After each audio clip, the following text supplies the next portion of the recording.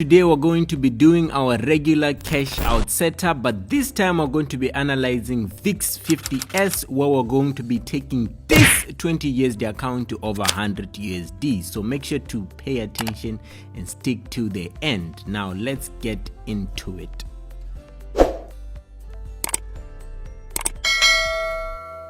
Okay, so let me just quickly show you guys the balance. There's the 20 USD deposited, and then we move on to the charts. Now at the charts, you can see there's a break of structure below the low, and then price quickly returned back up to give us sort of that grab of liquidity above that high. Then it continued to drop down, but this time when it dropped down, it gave us a wipe. So this wipe is also sort of a liquidity grab. It took some liquidity below the low, and then that's when it gave us our first change of character. Now after the change of character, we can see that it respected the daily bullish order block, and from there it's been shooting up. But inside the daily bullish order block, it specifically reacted off of the rejection block. So you can see if I stretch it out, there is our rejection block that was respected. Then it continues to shoot up by breaking structure above that high. Then it returned back down, or it retraced inside the range to respect the daily bullish order block inside that range, and then it continued to shoot up again. Now this is on the daily. It continued to break structure above the daily high, retained back inside the range to fill or to rebalance the imbalance, and then it respected the breaker block on the daily. So you can see that price has been shooting up. There's a break of structure right there. It's been shooting up on the inside the VIX 50S, and I think the aim is to fill the whole imbalance right there. You see that imbalance above there. So I think it's planning to fill the imbalance, but then I saw sort of this structure right in the smaller time frame.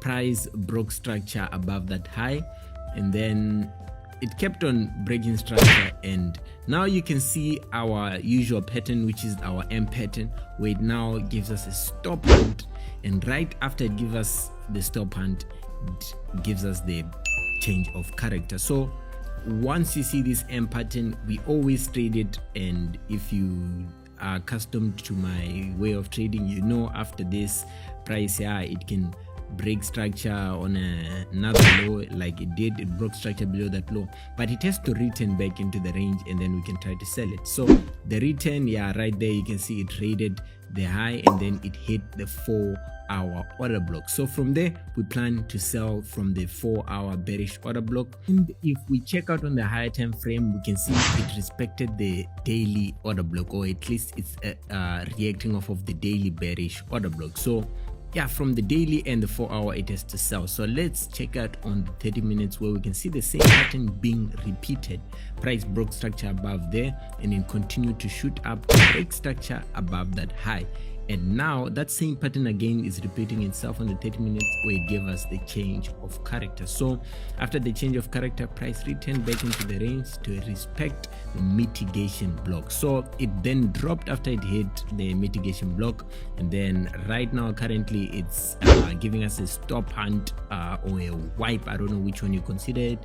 So I think now it's obvious that it has to return back into the range, and then we'll sell it from there. Now where do we sell exactly? And that's on the 5-minute order block. So let me just stretch out my 5-minute order block, and you can nicely tell that is sort of an OTE, an optimal trade entry right there on the 5-minute order block, where we can sell it, and then we can milk it till we reach down to the imbalance of the sell side liquidity below the low. Now so you can see the M pattern was on the 5-minute, and also was on the 5-minute, 30 minutes, and also on the 4-hour chart. So this was an obvious trade to take. 20 USD account, I pegged in I think 5 of these position, 5 of these 0.005, and we'll have to see what happens afterwards.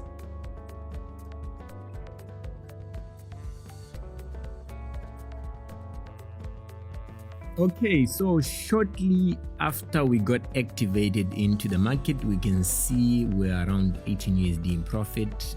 Still we had not dipped down enough, and after some time you can now clearly see that yeah, we had dropped with the price indeed, and it had reached the low or the sell side liquidity below that low, and of course we're in some nice profit from 20 USD to 120 something balance. That's something else indeed.